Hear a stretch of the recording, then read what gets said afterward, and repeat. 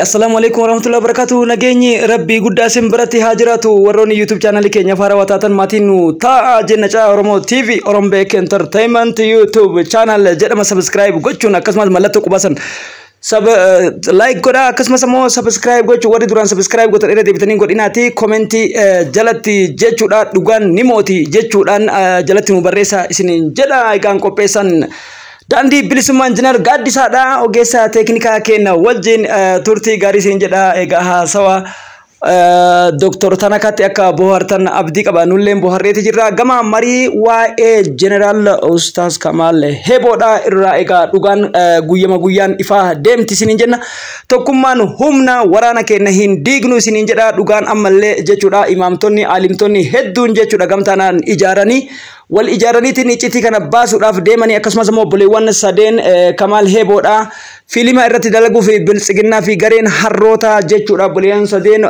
Ustaz Kamal Heboodha goota kenna kan madaan nun qoriin fonneen kenna numa dooyite namoota sadii hidhaniiti jiran yoo drama televizyiinii boqqolloo akkasumas immoo faana waltaa fi akkasumas EBC wan adda addaa irratti kan dalagu taate gonkumaa jecha obboleewwan Ustaz General Kamal Hebo kan taane Oromoon hundi hubadhaa isiniin jedha akkasumas immoo kutaa Arsii bakka buudhaan kan Wallagga ta'e kutaa biraa arrabsitu ati kutaa Arsii bakka buutu kan Wallagga keessa teesseetiin ammoo maqaa Wallaggaatiin ilmaan si komandoo arrabsitu ati Wallagga bakka buutu jechuu barbaada isaan lameen kan ofirraa eeguu dhaqabna kan shaneetu abalu akkas godhe osoo jettu qilleensarra teetteeti wanni ati amantii qaba yookiin amantiif salaata amantiidhaaf dhaabbadha yookiin ammoo amantiidhaaf mana waaqeffannaa deema jettu tokkolleen hinjiru ati kijibduudha jechuu barbaada kanaaf iyyuu dhugaa goota keenyarra teessanii warri qoostan isin lameenu diina jechuudha dhugaa goota jabaa addunyaadha kana baasuudhaaf furmaanni jiru maalidha sammuu dalaysiisuudha jechuudha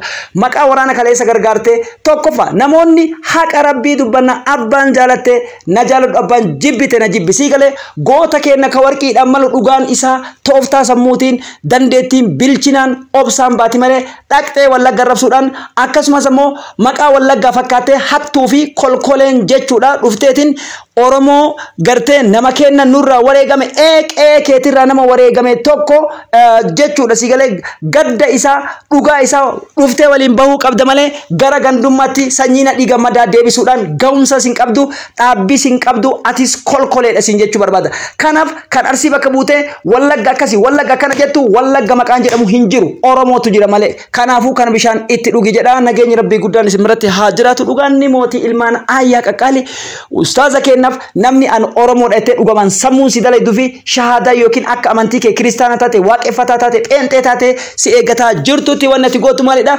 maaltu ta'e eessatti akkamitti yoomi ibsi kun nu gaheera nun geenne dhugaan kun nu qubseera nun qubsine koottu gadi bahiitii Jeneraal Marroo Diribsaa dubbadhu jechuu qabda waraana bar osoo Oromoon waliigaluu didee kutaadhaan kubatti bahee si komandos ni ijaarata Wallaggas ni ijaarata asii miti dubbiin garuu kan si baasaa jiru nafxanyaan kopheedhaan deemaa jirti guyyaa har'aana meeqatu rashaname qaabadhu sirritti warri salaalee ragaanaa baha yoo jiraatan azalatti lakkoofsa naa kataba akkasumas ijoolleen giddugala lakkoofsa naa kataba akkasumas immoo kutaa Arsii irraa jechuudha namni diksisii fi akkasumas gololchaan iyyaafattan humni nafxanyoota har'a makiinaa meeqaan fe'amanii seenan dafaatiin barreessaa isiniin jechuu barbaadaati walumaa galatti dhugaa goota kennaatiin kana qofa miti jalmoo'ii akkas ta'e tokkichoon akkas ta'e warri jettan jechuudha qabatama wareegamuu isaatiif yoo kan wareegaman taate waraanni bilisummaa Oromoo saffisaan dafii gadi bahii dubbadhu siin jechuu barbaada akkasumas ajajaan olaanaan kabajamaan Jaalmarroon saffisaan nu dubbadhu jechuu barbaada abbaan fedhe yoo jedhe abbaan fedhe maal yoo jedhe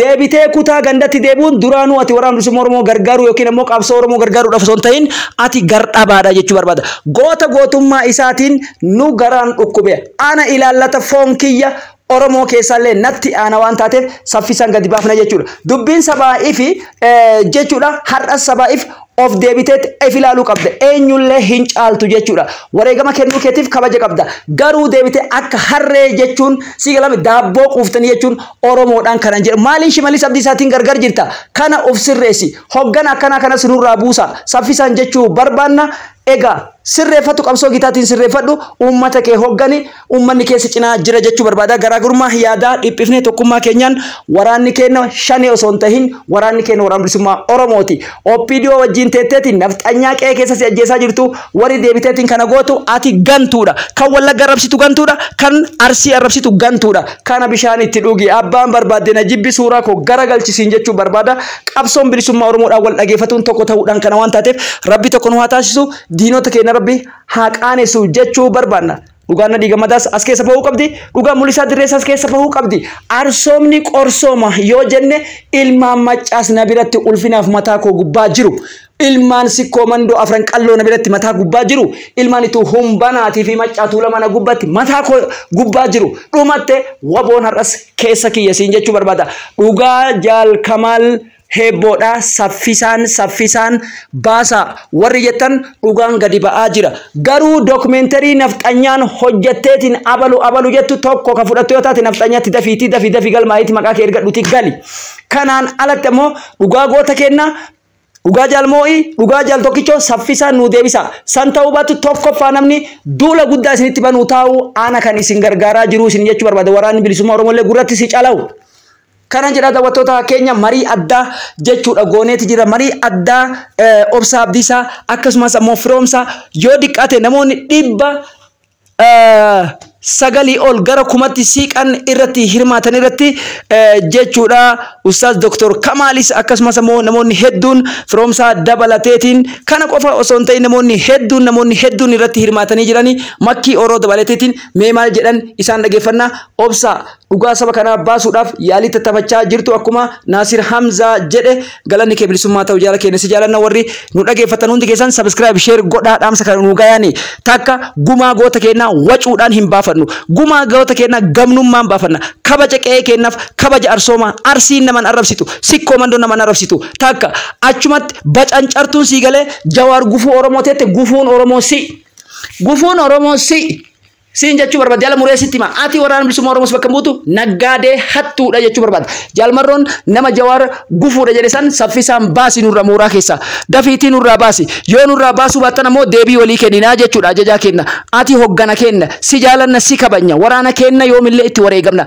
garuu nama Jawaar gufuu qabsoo Oromoo ta'e saffisaan nurraa baasenna egaa share subscribe gocha jechuu barbaada ammas dhugaan Ustaaz Kamaal Hebboo saffisaan nu haa ba'u dhugaan jaalmoo'ii dhugaan jaal tokkichoo nu haa ba'u yoo kana jennu adeemsa siyaasaa adeemsa dhugaa sabaatiin nu haa ba'u jenna dhugaan Jaal Kamaal Hebboodha kana fakkaatti mee dhageeffadhaa haasaa waraana bilisummaa Oromootiin eegalla dubbii kennaa itti buufneeti jirra marii namoonni 800 irratti hirmaatan kana isinoo akkamitti share subscribe gootan yeroo kamiyyuu caalaa komentii kennitu malee akkasumas ammoo laayikii kennitu malee biran darbiin siin jedha beekumsi guddaan hamma dachiiti waa'ee dachiirraa nafaana bu'a.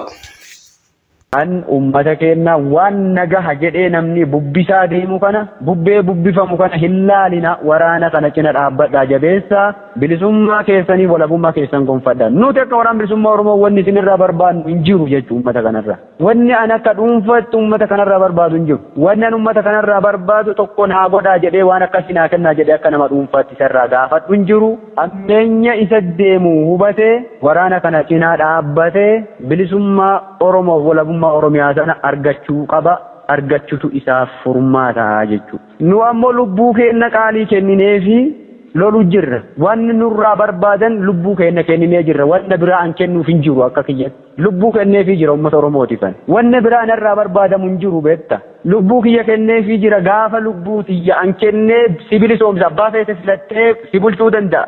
Waraanni bilisummaa Oromoo kan inni loluu jiru lolee si bilisoomsee dhiitee si bulchaadhaan jiru bar. Lolee sibilisomse ite si bulchaa miti heeraaf seera kiyya sirra fe'aa miti bar waraanni bilisummaa nurraa dhiisaa ammaan booda karaa furmaataa deemnu furmaanni diinni si dhufe ablee qaratee nafxanyaan ablee qaratee si haate Shimallis digireefaan ablee qaratanii si haan ati asii obboleessa keenya tokkichaa hirriiba dhoorkinee haa wal nyaannu nuti akka sareen fi wal nyaattu bineensa firraan dhoorkitu jaani nuti haa fi wal nyaannu diinni faannoo si dhufee jira kana dura Iskindir Naggaa maal jee akka dhaadate beeka ፋኖ ኦሮሚያ ውስጥ ገብቶ ሸኔን እንትን ትጥቅ ማስፈታት አለበት ጄስታደቹ ጅራ ፋኖ ኡመተ ቁሻሻቱ ዱፌ ገደገንደት ኦበለየን ከጉዴቱ ደም ኡመተ ትግሬ ከነላላ ኦበለየን የረቢ ጃ ትግሬን hanqam takka nama dhugaa nama kanaa baasuudhaaf nama dhugaa nama kamiillee bifa kaminuu madaalee ol baasu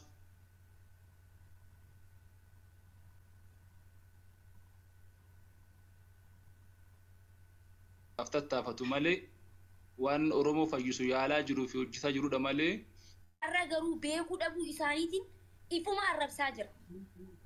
Ifuma Oromoon nama nyaatti jecha Oromoon nama nyaatu takka dhageenye simbeenu agarree simbeenu ifumaaf gabbaanii ifirratti ragaa ba'aa jiran jechuudha osoo hin beekin. If goonni kun goota kana goota Oromiyaaf je'ee beelee rakkoo fi gadadoo meeqa keessa dabree nuti asii lukkuu nyaachaa ruuza nyaachaa goota ummataaf saba isaatiif jee lubbuu isaa laate bikka inni kufee sanitti nuti qabsoo inni itti wareegame san galmaan ga'uu osoo qabnu qabsoo inni bikka irraa dhaabe san kaayyoo inni itti kufee san galmaan ga'uu osoo qabnu akkasitti seentaa jiru. Ijoollee tana ummanni keenya yeroo baay'ee wal nyaachisuudhaan beekama qajeelatti beekama kan inni dhugaadha. Irra dibuun barbaachisu. Ijoollee tana information namni isaanii kennu suni fuudhee nama of dura ergan jechuun nama of dura erganii nyaata nuuf fidedanii of dura ijoolleetti ergan. Namni isaan itti himan sun nama biraatti himee namni biraa sun ammoo waraana fidee ijoolleen suni namni shanii ni dhumatee bakka sanitti ijoolleen namni afurii maneedhaa keessa jiran ammaan tan Adaamaa maneedhaa keessa ammaan tan jechuudha. OBN, ETV, Faanaa, Waltaa hundi isaanii iyyuu poostii godhanii jiranis si garsiisa. Keessaan si ergoobsa kara Feesbuukiitiin. Ilma gandaa miti kan gamasiif gamaa ani argees miti yookaan ilma jimmaa ani ilma kutaa miti ilma arsiif baalee ani wallaggaas miti yookaan kan salaalee ani ilus miti tarii ka walloodha gandummaan baranne ani oromoodha. Jara jibba balleessee shittoo jaalalaa ulu warra beekumsa isaatiin har'a addunyaan bulu. Ani qulqulluudha warra hin qabne buushii ani oromoodhaan hortee warra kuushii. Gadee fi gaddeemtuun kutaan nu qooduudhaaf summii gandummaadhaan nutti biqilchanii ani immoo haa galatooma abbaan koo oromoof na dhalchanii. Abdi gada qabdi Oromoon. Gaaffii isaaniif hin galle waraanni keenya nuti gargaara nuti waliin dhaabbatan dhuguma waraanni kun yoo obboleessa isaa ajjeesee jiraate obsaatis itti gaafatam ta'anis itti hin gaafatam sababni isaa deeggaraa jirra gargaaraa jirra waan ta'eef yoo dhuguma ta'e namni waan san godhe akka seerattis akka gadattis ni adabama. Miti obsa garuu beefattee lola waraanni gisee lolu moo lubbuun abaluu lubbuu abaluu caaltee abaluun duun abaluu haaduu jeeti waraanni achi rasaasaas ta'u filatee dhawaa rasaas diinni kun anniin du'a jee deema dhiirti dura deemtee akka dhiiraa duutee hobbaafattee galmaan geessee jirti. Galmaan ga'uu barbaaddanii seenaa lola akka dhiiraatti qalbii. Haasaa jaal sabaayif dubbatan nageessee haasaa isaan godhan nageessee. Ani haasaa mucaan haasaa dhageeffadheera reefu waan sanillee jettee turte jalqaba ani kanama irraa dubbadhe waa'ee nama biraa osoo hin taane waa'ee nu ilmaan Oromoo warroota waraana adda bilisummaa Oromoo waliin deeggarru warroota alaabaa tokko walitti qabnu warroota kaayyoo tokko walitti qabnu wal haasirreeffannuu qofarraa dubbadhe ajandaa biraa keessan seennaan ka warra sabaa'iif illee nagaafatteerta dhugaan isa hin tuqne maaliif yoo jette nama lafarratti walii galetu muka waliin kora waa'ee mootummaa siyaasa mootummaa gamaggamuun dura waa'ee waraana adda bilisummaa Oromoo waliin haasa'uurra nummaanuu warri sooshaal miidiyaa rakkoon tuni an akka isinuu fixawaan an haasa'u hedduu Haydar illee haasa'ee firoomsan kun illee haasa'ee nama hedduu dubbatee dhugaan jirtu tanumaa wanni immoo ani akka yaadatitti dhaamsi an ummata kana nama 800 qabu kana dhaamsa wayii dhaama. Dhaamsi kuni ani kaledeen gaddalee rakkoon tuni galte hin rafne ima dubbannaa inuma iyyina. Rakkoon tun amma irra caalanii rakkoon tun asiin galteetu haasamaa paaworii godhate beekte. Ani waa takkatti amana garuu nan baasin dubbiintu yoo siquu ittillee obsa.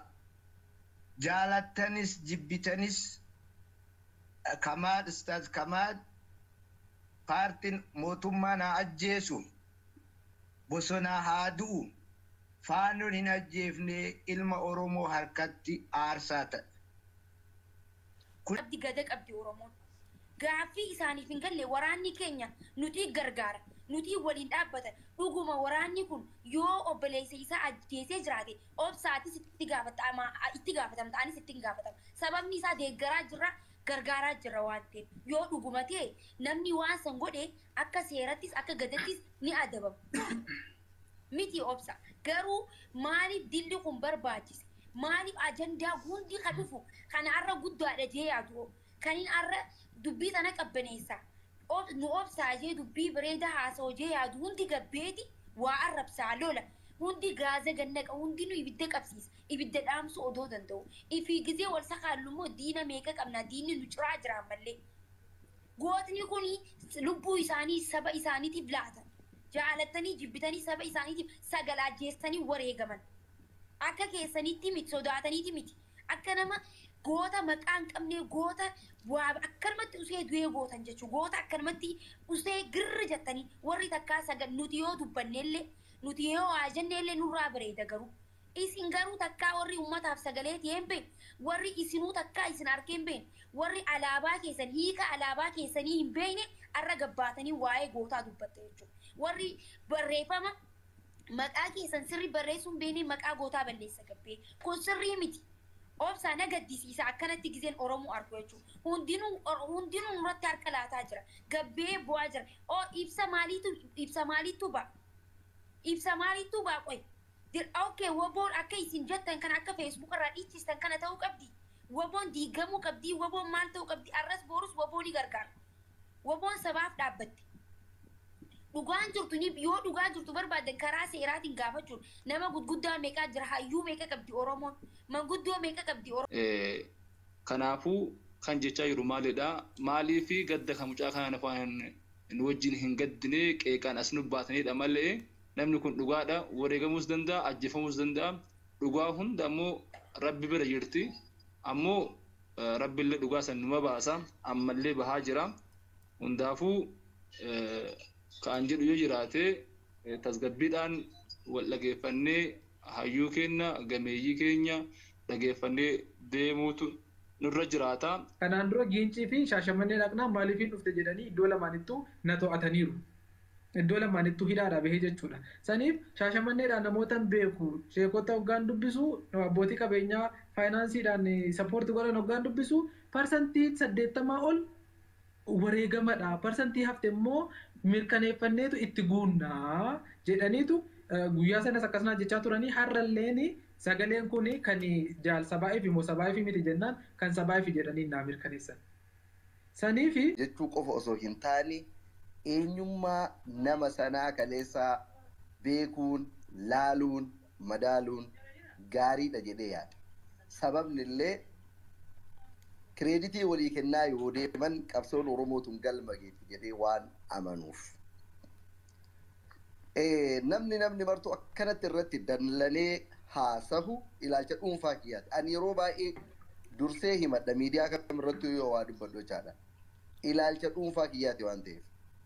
Namni nama hunda irrattuu akkanatti dallananii irratti haasayan yeroo diinni nu ajjeesuu hedduutti yeroo abiyyi nu fixuu hedduutti yeroo akkana ta'anutti tokkummaan badee akkas ta'ee ka jedhamu warra Kamaal akkamitti eessatti eenyutu ajjeese jedhee gaafate irratti ka dallanamee akkanatti haasayamaa jiru.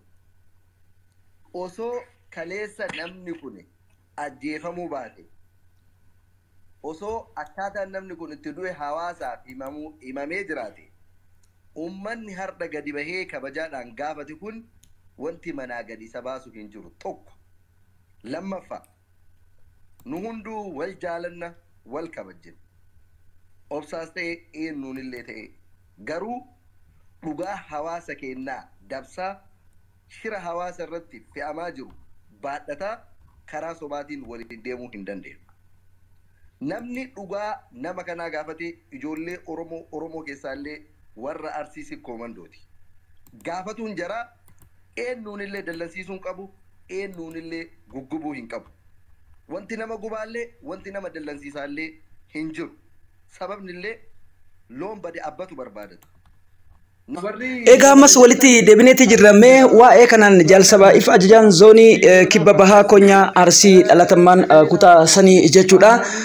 Maal jedhu waa'ee kanaan waa'ee burjaajii kana waan qabatamaa maal jedhu hayyee kan arraba isaanii dhiifama goonaa fi homaa rakkoon qabu sababa dhiifama godhaa fi mee maal jedhu kanarraa moo mee jaalsabaa if itti haafuufanii ajajaa waraana bilisummaa Oromoo jaala kabajamaa saba kanaaf lubbuu laatetti isin deebiseera.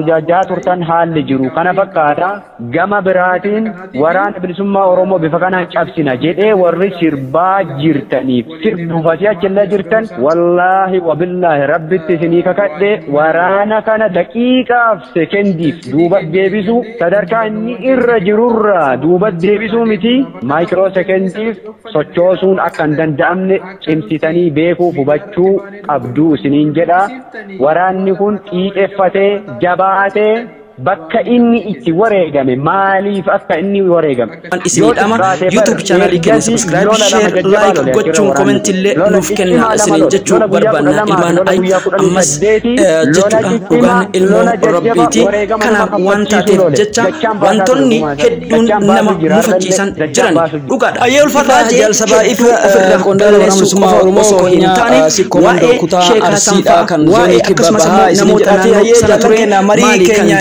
itti akkasumas ammoo gaaffiin isin keessatti uumamte akkasumas ammoo hundi keessaniyyuu jechuudha mariin keessanii daawwattoota keenya marii kana haga xumuraatti akka hordoftan abdii qaba. Nama fakkeessa kana maaltu gandummaa godhe kun maaltu nama dallansiisa wanti waliin dhiiga jisnee qabsaa'aa baaneef wanti waliin bar wareegama guddaa kafalaa baaneef Oromoon gaafii haa gaafatuu fi gaafatee deebii haa argatuu fi gaafii nadha uummanni kun gaafate gaafii Oromoon gaafatu maaltu adda.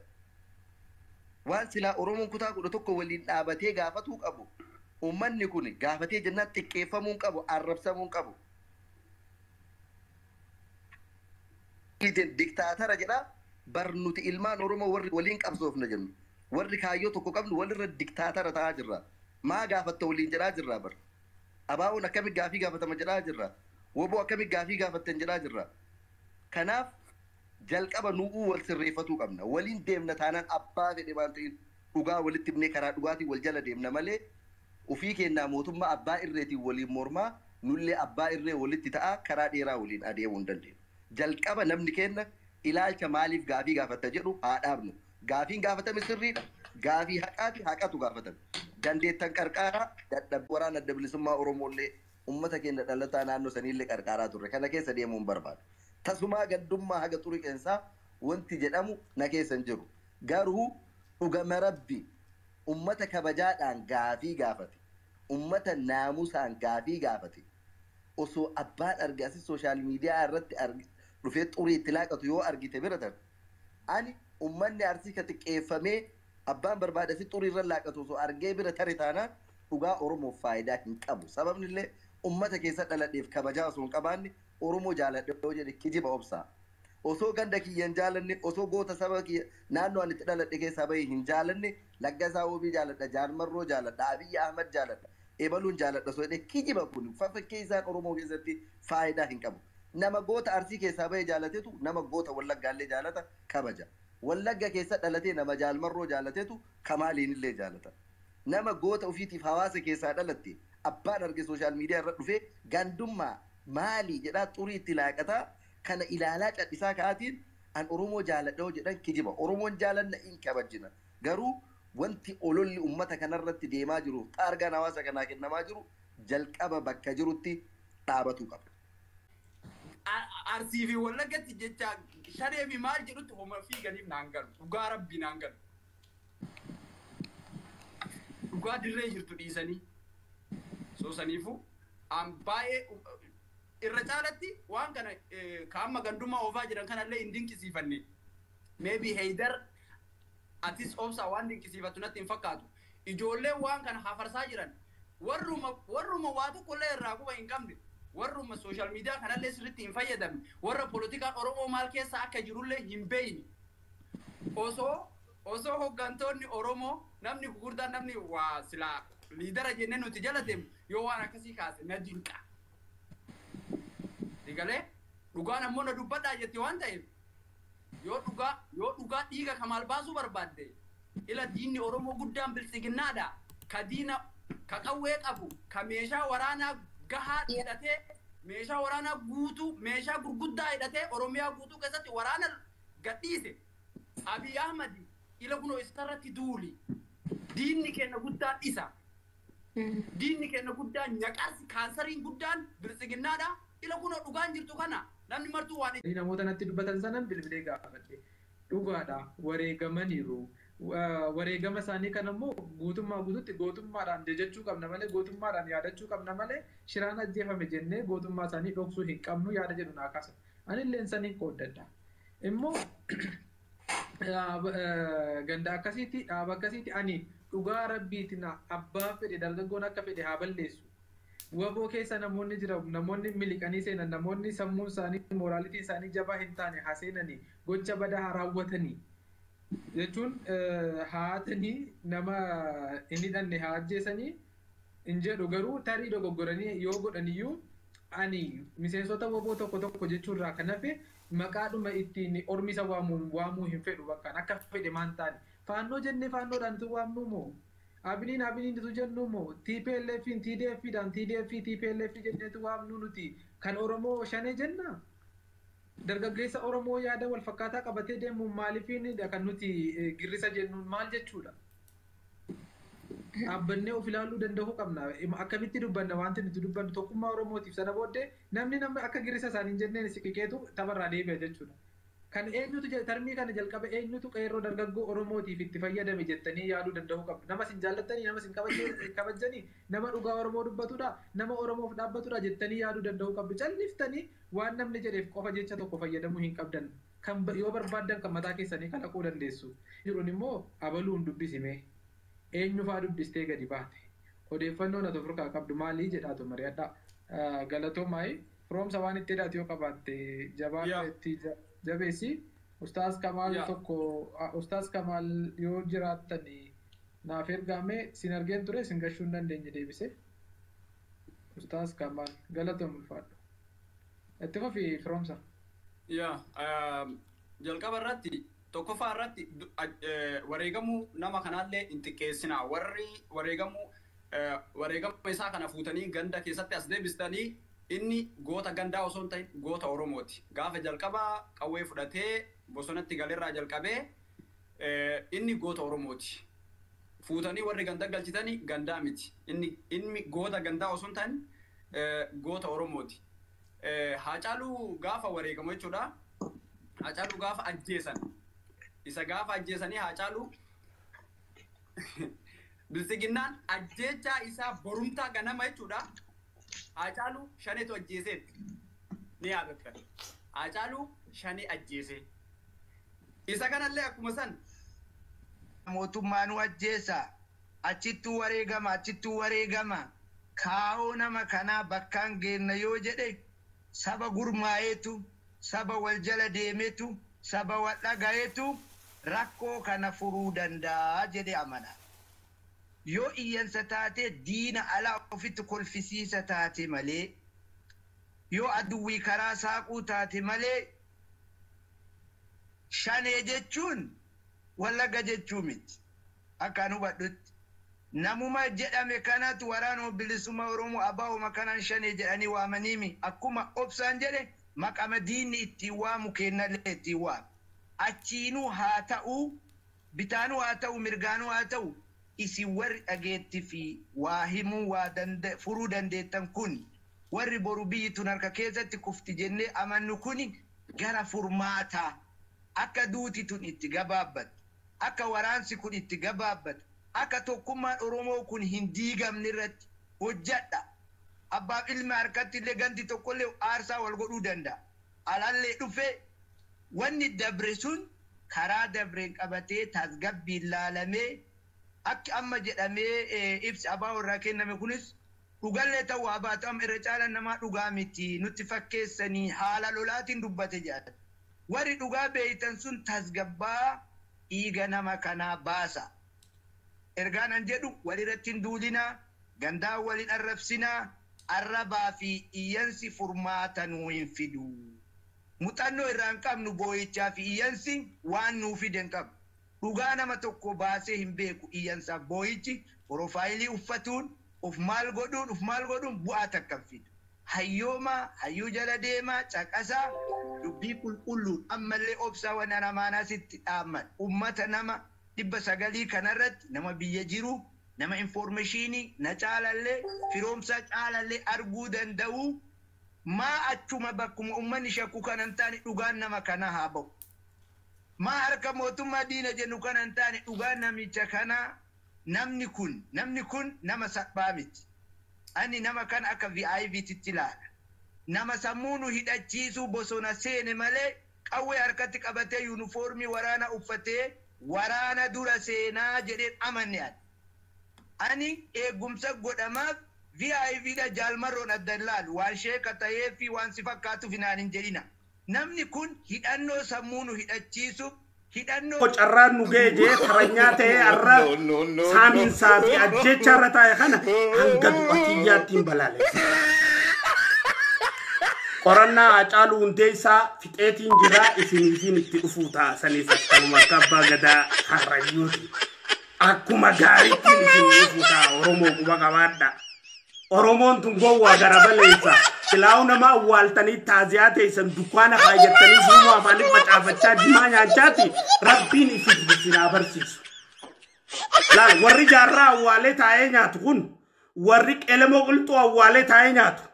Warri Taaddasaa Birruu awwaalee taa'ee nyaatu. Warri Jeneraal Waaqoo Guutuu awwaalee taa'ee nyaatu. Warri qabsaa'ota Nadhii Gammadaa awwaalee taa'ee nyaatu kun warri taaziyaa bartan kun rabbiin ammoo onnee teessan isin ajajjiiru. Dhaamsa obbolummaa